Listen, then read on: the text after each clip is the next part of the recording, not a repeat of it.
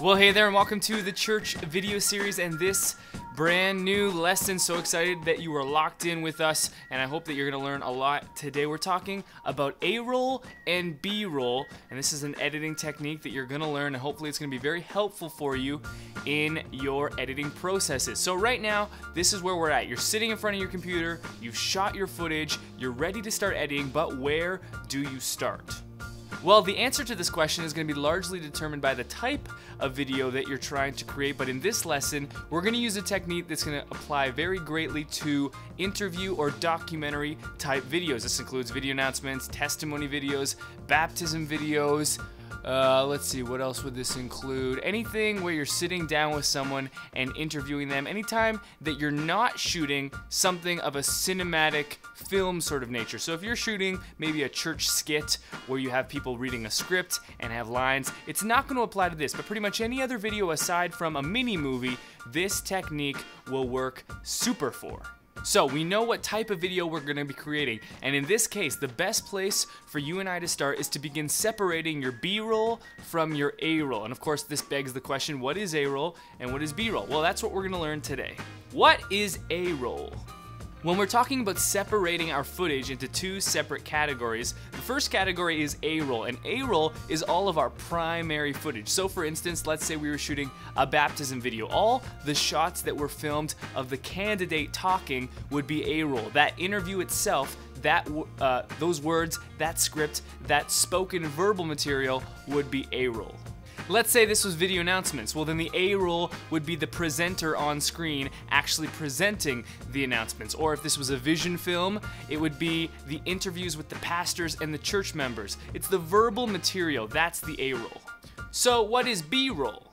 Well, if A-roll is our primary footage, then naturally B-roll would be our secondary footage, and B-roll is mostly used as visual representations of what is being talked about and the story that is being told in your video. It's the supplementary footage that's used as a cutaway away from the A-roll. For instance, if you're shooting a baptism video and you're interviewing the candidate and they're talking about how Christ has affected their home life and their family, a relevant clip of B-roll would be to cut away to that person and her family just in their home interacting. If you're editing the video announcements and the presenter is talking about the upcoming youth event, a piece of relevant B-roll would be a clip of the youth ministry. And if you're editing the vision film, you could have B-roll of church events and church services and stuff that is revolving around what is being explained about in the video about the church. At its core, A-roll is what is being said, and B-roll are visual representations of what is being said. 3 ways to use B-roll. Number 1, cover up mistakes in an interview.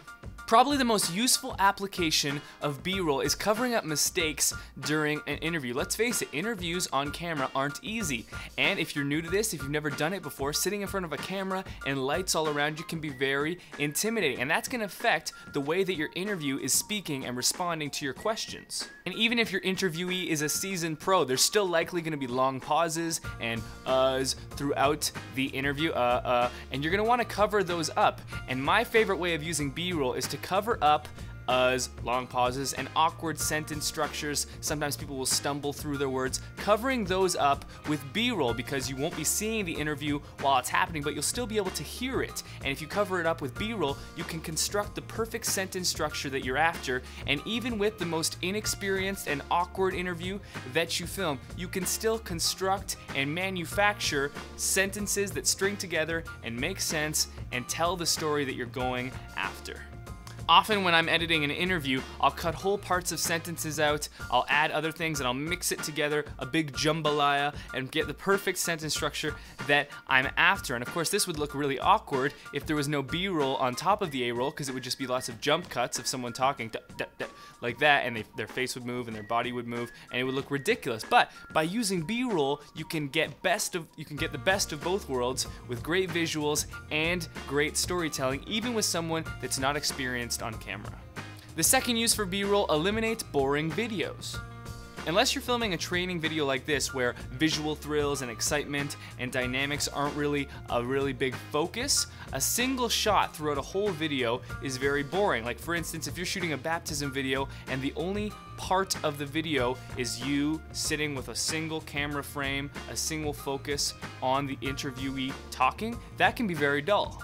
The average shot in television and movies lasts for only 4 to 6 seconds, and so you and I as the audience are conditioned to interact with this pace on film. And so if you have a video of a single shot that doesn't change for 5-10 minutes, that's gonna look very, very amateur, and in turn, the audience is gonna likely pay less attention because of that.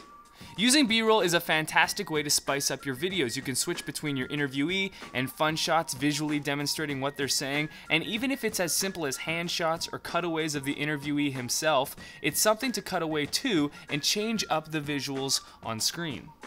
And the third use for B-roll, give visual representation to what is being said.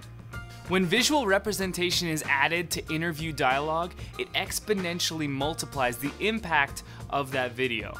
Even in these church video lessons, I try to add B-roll because I know it makes the lessons more easy to digest and learn from. And when you can cut away to a clip of footage that perfectly represents what is being said in the dialogue, that's where the magic happens.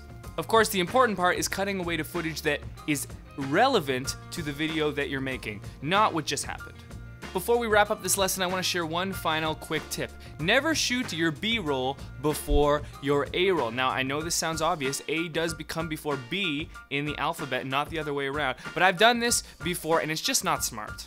Maybe you have an idea for a beautiful, beautiful shot that you've already thought about beforehand that you want to take, but don't let that take precedent over the interview itself, because if you do that, what you might end up with are a bunch of B-roll shots that aren't relevant to the interview whatsoever, and then you're gonna have to try to force those shots and make sense of the interview, and you'll end up having B-roll of yourself reading a book, playing a game on your iPad, and ripping tape, and they don't really have anything to do with the interview or video that you're making itself. So remember, always shoot A-roll first and B-roll second, and if you forget, just remember the alphabet.